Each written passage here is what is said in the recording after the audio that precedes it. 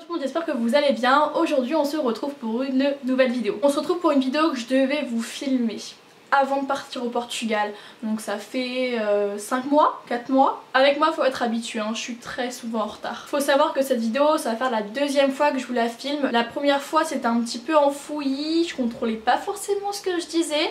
Du coup cette fois j'ai tout noté sur des papiers pour rien oublier de vous dire parce que je suis un petit peu tête en l'air. Donc comme vous avez pu le voir, on se retrouve pour une vidéo mon parcours scolaire. Faut savoir que je vais partir de la maternelle jusqu'à maintenant. On va commencer par le commencement de la maternelle. Pas trop de choses à dire là-dessus, je m'en souviens pas forcément. Ce sont des années qui se sont bien passées, j'ai pas forcément de souvenirs de ces années, mais bon, ça s'est bien passé. Après la maternelle, j'ai été en primaire et c'est là où ça a commencé un petit peu, où l'école et moi on a commencé à pas forcément trop s'entendre. Ça n'a rien à voir avec le travail, les professeurs, l'ambiance. C'est par rapport aux amis. Voilà, j'avais pas forcément un très bon groupe d'amis en primaire. Ça m'a un petit peu gâché mes années de primaire. Pour moi, pour passer une bonne année, faut être bien entouré. Et là, j'étais pas forcément très bien entourée. Je pense que vous le sentez dans votre groupe d'amis. Si vous arrivez dans votre groupe d'amis, vous avez une boule au ventre. C'est pas normal, c'est que faut que vous trouviez un autre groupe d'amis. C'est que ces personnes-là vous entourent mal, tout simplement. Et moi, c'est ce qui se passait en primaire. Faut savoir que nous, les filles, entre nous, nous sommes de grosses pestes. Hein, faut dire ce qui est. J'étais plutôt une fille qui avait horreur des embrouilles, j'ai horreur des disputes.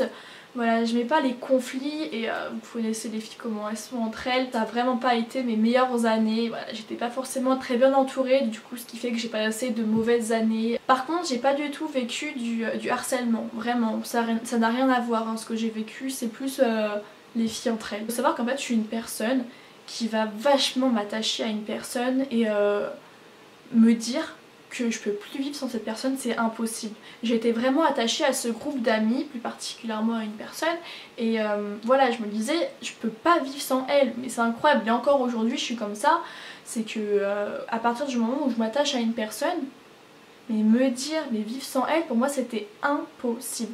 Bref.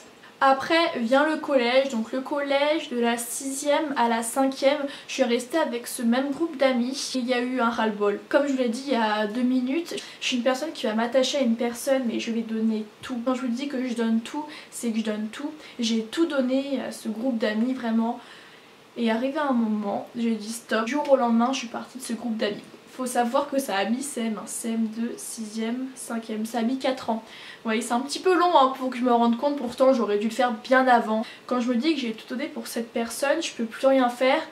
Et bah là par contre j'abandonne tout. Pas la peine qu'ils reviennent vers moi, c'est mort, voilà. Autant je mets beaucoup de temps à réaliser les choses, mais autant quand c'est mort, il n'y a plus de recul en arrière. Après avoir quitté ce groupe d'amis, j'étais avec un autre groupe d'amis filles encore une fois, sauf qu'ils n'avaient rien à voir. Le matin je me levais, j'étais contente de les voir, elles se prenaient jamais la tête. En 5e j'ai changé de groupe et en 5e on a aussi changé de proviseur.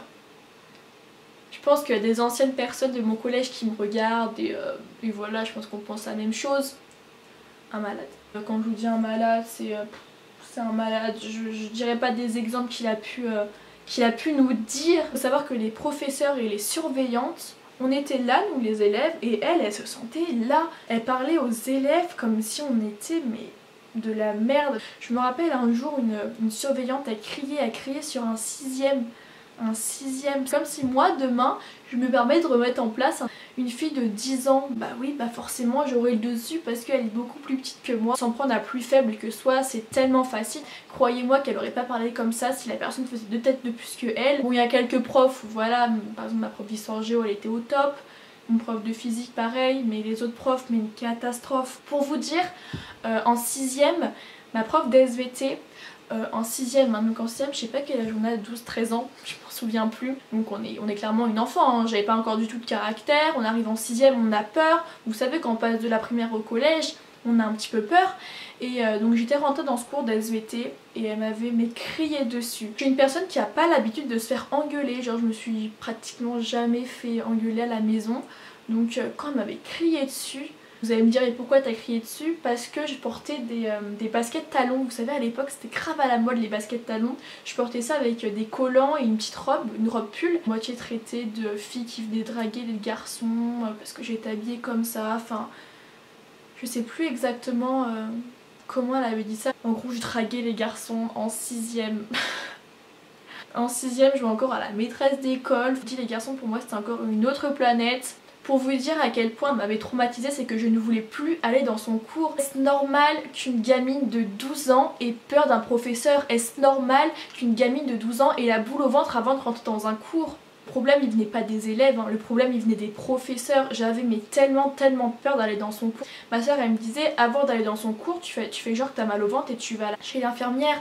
J'avais tellement peur et en fait avant ce cours là on avait anglais. Je me suis mise à pleurer. Vous vous rendez compte un petit peu, je me suis mise à pleurer. Le prof d'anglais m'a pris à part, je lui ai expliqué un petit peu. Il en a parlé à la prof des SVT. La prof des SVT est revenue m'en parler. Et elle m'a dit oui Cassandra, je voulais pas que tu le prennes comme ça. Mais comment veux-tu que je le prenne? Enfin, comment veux-tu qu'une gamine de 12 ans le prenne? Croyez-moi, aujourd'hui, si ça se passe demain, elle me dirait pas ce qu'elle m'a dit. S'en prendre à plus faible que soi, c'est tellement facile. Mais aujourd'hui, elle me dit ça, mais je rentre dedans. Clairement, je rentre dedans. Je trouve bête en fait, c'est que cette professeure, cette prof de SVT, le dernier souvenir que je vais avoir d'elle, ça va être une mauvaise image. Donc ces personnes-là, pour moi, elles sont un petit peu bizarres. Je sais pas. Moi, la dernière image que je vais avoir envie de donner à une personne, c'est une bonne image. Enfin, je vais essayer de lui donner une bonne image. Bon, à part pour certaines personnes qui en valent pas forcément la peine. Normalement, tes professeurs, tu dois les voir comme, voilà, c'est tes professeurs, quoi. Tu les respectes. Cette personne, mais j'en garde que des mauvais souvenirs. Et mes deux profs d'SVT, hein, c'est pas qu'une, ça a été les profs d'SVT dans mon collège, quoi. Oh, mon dieu. On se demande si elles ont des enfants, vraiment. Parce que pour se comporter comme ça, parlons même pas des surveillantes, je préfère même pas aborder le sujet. Du coup, j'ai fait 6ème, 5ème, 4ème, j'étais à bout. 3ème, je voulais changer de collège, sauf qu'il me restait plus que 6 mois je crois. Maman m'a dit essaye d'aller jusqu'au bout, du coup bah je suis restée dans le même collège. En fait ce qui s'est passé c'est que j'allais pratiquement plus en cours. Vous allez me dire oui mais tes parents ils disaient rien. Faut savoir que mes parents ont toujours été un petit peu anti-système scolaire. Oui.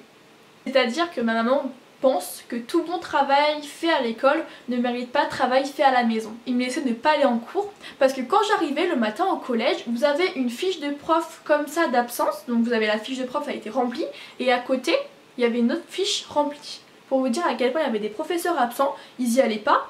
Pourquoi je devrais y aller? Pour 2 heures de cours et l'après-midi je pouvais pas rentrer chez moi parce que mes parents ils travaillent. On sait vraiment que j'allais me déplacer pour 2 heures de cours, donc forcément à la fin j'y allais plus. Ils sont absents.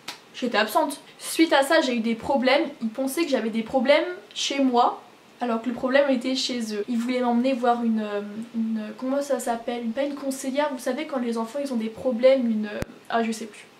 Je sais plus c'est quoi le mot. Vous savez une personne qui vous aide, etc. Je suis jamais allée à leur rendez-vous. Du coup mes parents ont été convoqués et c'était vraiment trop drôle. Ils ont été convoqués parce que j'étais beaucoup trop absente. Ma mère elle leur a dit, hein, elle leur a dit le jour où tous les professeurs amèneront des justificatifs comme nous on doit en emmener, ma fille ira à l'école. Mon papa est arrivé dans le bureau, on s'est assis. Mon papa qui est très calme hein, par rapport à ma maman. Ça peut paraître bizarre parce que quand on voit la carrière de mon papa on pense que c'est lui qui l'ouvre le plus mais pas du tout, c'est ma maman. Et quand on est arrivé dans ce bureau, mon papa s'est assis. Et on a commencé à parler etc. Et là mon père il a dit de toute façon tous ces profs c'est tous des charlots. Enfin je sais plus exactement ce qu'il avait dit, enfin il les avait à moitié insultés. La CPE au lieu de prendre la défense des professeurs, de ses collègues, elle a dit oui c'est vrai mais il y en a quelques-uns qui sont bien. Donc même la CPE le pense que ces professeurs c'était n'importe quoi. Cette histoire ça s'est fini que je devais aller en cours et ils me rajoutaient des semaines de stage. Je sais pas si vous voyez, du coup ça me faisait mes mois plus court. Je défie n'importe quelle personne qui a déjà été dans ce collège là où j'ai été de me dire le contraire en commentaire parce que franchement je serais pas d'accord avec vous les gars. Puis arrive la fin de l'année, je passe mon brevet blanc échoué et comme m'avait dit ma prof d'espagnol, jamais Cassandra tu auras ton brevet. J'ai passé mon brevet, j'ai eu mon brevet, puis je me suis barrée de ce collège de merde. Donc du coup je suis sortie la 3ème avec peut-être 9 ou 10 de moyenne, peut-être 11, oh pas plus. Du coup soit s'ouvrir à moi le lycée ou soit le CFA. Pour moi la meilleure solution c'était le CFA. Maintenant je vais vous parler du CFA, ce que c'est le CFA, puis je vous parlerai de mon expérience dans le CFA. Je sais pas si vous avez compris. J'ai décidé de faire ça sous forme de questions parce que dans la précédente vidéo que je vous avais tournée et que j'ai supprimée, c'était un petit peu enfouillé. Du coup je me suis dit on va faire ça sous forme de questions. Je suis un petit peu sombre. La première question c'est le CFA c'est quoi? Le CFA c'est un centre de formation d'apprentis. C'est pour qui?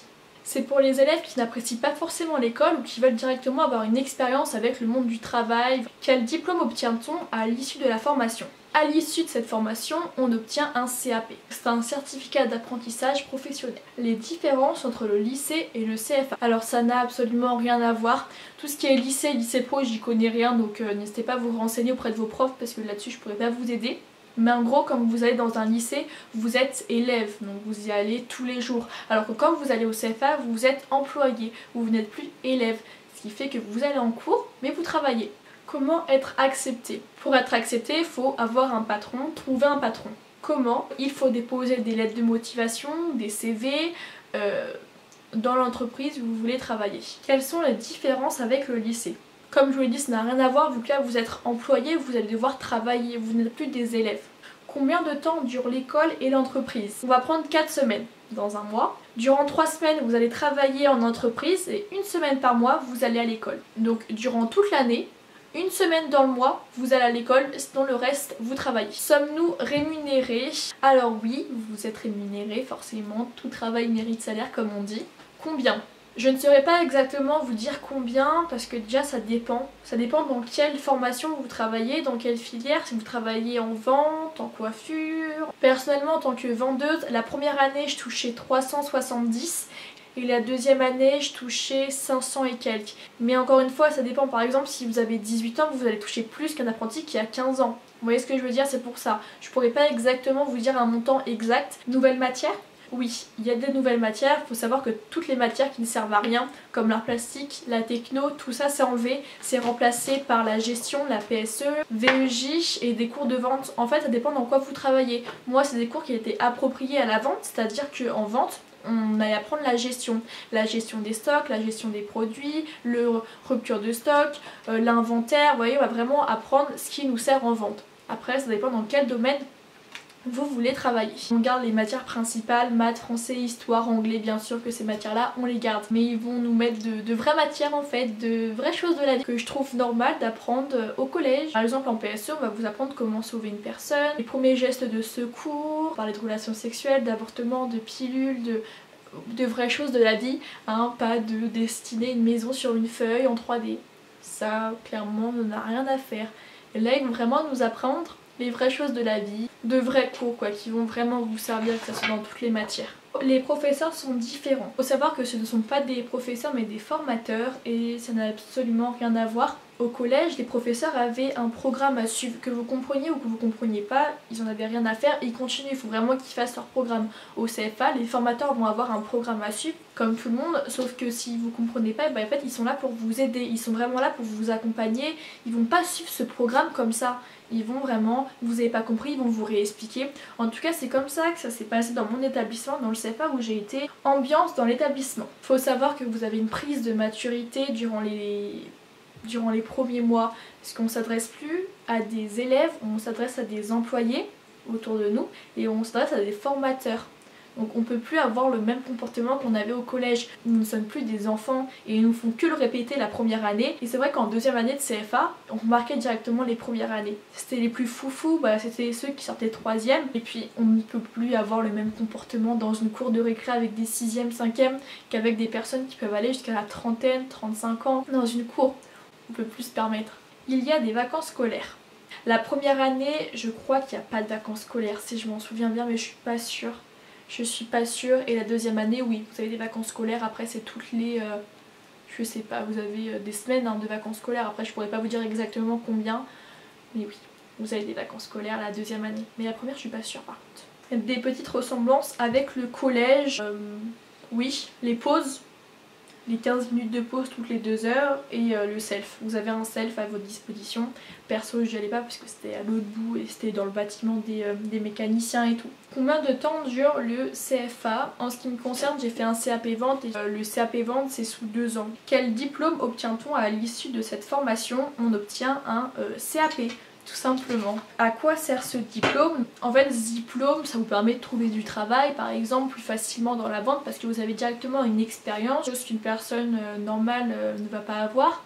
Et en fait, le CAP, ça vous suffit pour vous mettre à votre compte. Et ça me concerne. Après le CAP en poche, que fait-on? Il faut savoir que l'établissement, le CFA, vous pouvez passer votre CAP et après le CAP, vous pouvez passer un bac pro. Un bac pro c'est quoi? C'est pour les personnes qui veulent avoir plus d'expérience dans votre domaine, par exemple la vente. Voilà, si vous voulez vraiment avoir plus d'expérience dans la vente, sauf que le bac pro c'est une semaine en cours, une semaine d'entreprise. Une semaine en cours, une semaine d'entreprise. Et je crois que vous pouvez directement passer par la case bac pro sans passer par la case CAP, si vous n'avez pas forcément envie de faire un CAP. N'hésitez pas à vous renseigner auprès de personnes qui saura vraiment bien vous expliquer, parce que là j'en suis sûre que vous comprenez rien. Elle me dit qu'on peut faire un CAP mais pas de bac pro, mais n'hésitez pas à demander auprès de personnes qui sauront bien vous expliquer. Ce que j'ai envie de faire comprendre, c'est qu'après le CAP, on vous lâche pas comme ça, débrouille-toi, démarre-toi. Non, après vous pouvez faire un bac pro. Et après le bac pro, je crois qu'il y a le BTS, je suis pas sûre. Comme je vous l'explique, personnellement j'ai fait un CAP vente, mais vous avez plein de choix, coiffure, peintre, mécanique, cuisine, tous les choix, vraiment vous avez beaucoup de choix. Et voilà. Si ça vous intéresse, je vous conseille d'aller en parler à des personnes qui sauront vraiment bien vous expliquer. N'hésitez pas à aller voir des sites sur internet, demander à vos professeurs. Il faut savoir que les professeurs ne sont pas forcément trop pour le CFA. J'en ai vu les frais dans mon collège, ils sont pas forcément pour. Enfin, s'ils sont pas forcément pour, vous inquiétez pas, c'est normal. Après, s'ils sont pour, tant mieux. De toute façon, si vous n'êtes pas fait pour l'école, vous n'êtes pas fait pour l'école. Hein. Je suis désolée, mais on vous fera pas aimer l'école. Donc voilà. On va passer à mon expérience personnelle parce que du coup là je vous ai parlé du CFA, ce que c'était le CFA, c'est quoi le CAP, etc. Et maintenant je vais vous parler de mon expérience personnelle. Donc comme vous l'avez compris, j'étais au CFA parce que je n'aimais pas l'école. J'ai eu un véritable dégoût envers l'école. Si j'avais pu arrêter l'école après la 3e, je l'aurais fait. Sauf qu'à 15 ans on n'a pas le droit, je crois que c'est à partir de 16 ans. Du coup fallait que je fasse un truc. Donc du coup j'étais au CFA sans... Vraiment ça me saoulait, sans m'attendre à un truc de ouf. J'y allais parce qu'il fallait y aller et voilà. Ça a été vraiment un véritable coup de cœur, je m'attendais pas du tout à penser ça quoi. Faut savoir que j'ai pas forcément eu du mal à trouver un patron vu que je travaillais avec mes parents en tant que fruits et légumes sur les marchés. Vous allez peut-être penser oui c'est facile à travailler avec ses parents, mais aller travailler une journée avec ma mounette, vous allez voir, vous n'allez pas forcément dire la même chose. Travailler avec sa famille, c'est pas forcément ce qui est le plus facile. J'ai de très bonnes relations avec mes parents, mes soeurs, donc il n'y a pas de problème. Mais c'est pas ce qu'il y a de plus facile. Vraiment 2 magnifiques années, que ça soit au niveau des formateurs, des élèves, de tout le monde. Vraiment de très belles années. Mon prof de gestion, ça a été un réel coup de cœur. C'est grâce à lui aussi que j'ai passé mes 2 plus belles années parce que vraiment je souhaite à n'importe quel élève, n'importe quelle personne qui n'aime pas l'école d'avoir ce professeur. Je suis arrivée en cours en détestant l'école, être assise sur une chaise à rien faire. Pour moi c'était impossible, j'en pouvais plus. Je suis arrivée dans son cours, j'étais heureuse, vous imaginez que j'étais heureuse d'aller dans son cours et je souhaite à n'importe quel professeur de ressentir ce que nous les élèves on ressentait quand on est dans son cours. Ces cours étaient incroyables. Là-bas ce ne sont pas que des formateurs, ils parlent avec vous, on peut très bien parler de leur vie, de notre vie et puis on revient en cours. Il y a beaucoup d'échanges entre les formateurs et nous, on parle beaucoup et voilà. Il faut savoir aussi une chose très importante, c'est qu'il y a suivi alternance. Je ne sais pas si ça existe au collège. En gros, 1 heure par semaine, on se retrouvait toute la classe entière et on parlait des problèmes qu'on pouvait avoir en entreprise, à la maison, avec des élèves, vraiment. Et on parlait un petit peu de nos problèmes. Si on avait des problèmes, on pouvait aller se confier aux profs. Voilà, et je trouve ça tellement important. Il y a des élèves qui racontaient des choses qui en pleurent, vraiment en pleurs. Et ça reste vraiment entre nous par contre. Parce que j'avais une très bonne classe aussi. Après mes 2 ans au CFA, j'ai passé mon CAP. Le diplôme, le CAP blanc, je l'ai pas eu. De toute façon, tous les CAP blancs, moi, c'est pas ce qui me réussit. Mon CAP, je l'ai eu, je suis partie avec mon CAP en poche. Ce que je retiens de ces 2 années, c'est que ça m'a réconciliée avec l'école et je trouve que c'est le plus important. Ce que je trouve cool, c'est que la dernière image que je vais avoir de l'école, ça va être de magnifiques années et c'est le plus important pour moi. Du coup maintenant qu'est-ce que je fais? Et bah j'ai arrêté l'école. Comme je vous l'ai expliqué, un CAP suffit pour être à son compte. Ma soeur tenait un stand de macarons sur les marchés et vu qu'elle a repris un nouveau stand autre part, et bah je vais reprendre sa place. Du coup ça me suffit pour être à mon compte. Donc je travaillerai le vendredi et dimanche pour vendre mes petits macarons et je travaillerai le samedi avec mes parents toujours dans les fruits et légumes. Et là vous allez me dire mais lundi, mardi, mercredi, jeudi tu fais quoi? Parce que tu pourrais très bien aussi aller travailler avec tes parents. Mes parents ont pris une nouvelle vendeuse et je me consacre à YouTube. En gros le lundi, mardi, mercredi, jeudi, 4 jours je me consacre qu'à YouTube. Le vendredi, samedi, dimanche je travaille. Et le reste du temps je me consacre à ma chaîne YouTube. Et donc voilà, j'espère en tout cas que cette vidéo vous aura plu. Ça a été un petit peu fouillis. De toute façon je m'y attendais, c'était pas une vidéo vraiment très très carré. J'espère en tout cas que vous m'avez compris, que peut-être que vous êtes dans la même situation que moi, peut-être que vous avez vécu les mêmes choses que moi. N'hésitez pas à me le dire en commentaire, mais voilà, j'ai pas vécu d'harcèlement, j'ai pas vécu de tout ça, donc là-dessus je pourrais pas forcément vous donner mon point de vue. J'ai juste vécu des choses de filles, quoi, de petites pestes. Je sais très bien que je suis pas la seule à avoir vécu ça en primaire ou au collège, parce que j'ai une amie très très proche qui me disait qu'elle avait vécu exactement la même chose. On doit être beaucoup à avoir vécu ça. Je suis pas forcément une fille qui croit à beaucoup de choses, mais il y a bien une chose que je crois, c'est que la roue elle tourne. Donc toutes les personnes qui ont pu vous faire du mal, croyez-moi que la roue elle tourne, et quand elle tourne c'est pas forcément très beau à voir. Et voilà. En tout cas, j'espère que cette vidéo vous aura plu, j'espère qu'elle vous aura aidé, j'espère que ça vous a donné aussi envie de faire un CAP, mais encore une fois c'était mon CAP à moi qui était génial. Après peut-être que votre collège où vous êtes c'est parfait et que le CAP où vous allez il va être complètement pourri. Moi mes années de collège ont été complètement pourries, mais le CAP où j'ai été était juste parfait. Après ça dépend dans quel établissement vous tombez. Et je vous fais de très très gros bisous, surtout prenez soin de vous et je vous dis à la prochaine dans une prochaine vidéo. Bye bye.